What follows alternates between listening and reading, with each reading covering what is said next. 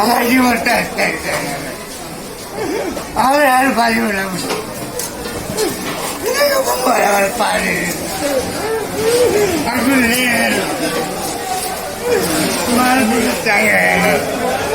অনেক ছোট বাচ্চা আছে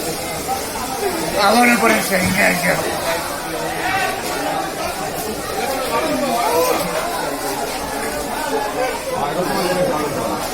যদি একটা উঠে যাবে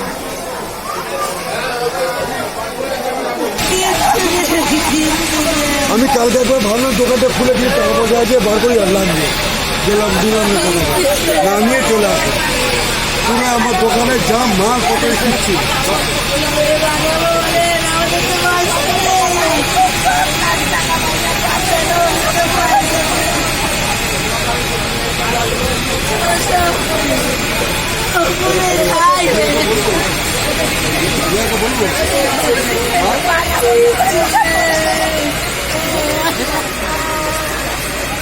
বাজার সিকিউরিটি থাকেন না রাত্রে থাকে একটা সিকিউরিটি কত থাকবে দেখেছিল 3-4 জনকে খবর দিয়েছে আমি যখন এসে দেখছি তখন আমার দোকানে আগুন জ্বলছে আমি কিছু করতে পারি মানে আমি দেখছি আমার দোকানে আগুন জ্বলছে মালিক আমি আর বাঁচতে পারি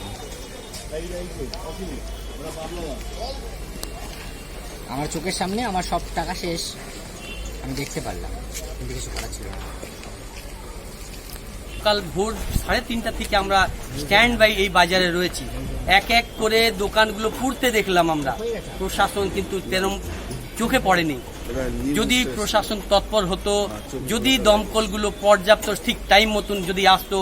শুধু একটা ইঞ্জিন পরে আবার দুটি ইঞ্জিন এই দুটি ইঞ্জিনই সারাক্ষণ কাজ করে গেছে অনেক দেরিতে প্রায় 2 ঘন্টা 2.5 ঘন্টা কেটে যাওয়ার পর কল্যাণী থেকে পরে দুটো ইঞ্জিন আবার ঢোকে কিন্তু ততক্ষণে সর্বশান্ত হয়ে গেছেন এখন লিডাররা আসছে এক এক করে দেখে যাচ্ছে এক এক করে ঘুরে যাচ্ছে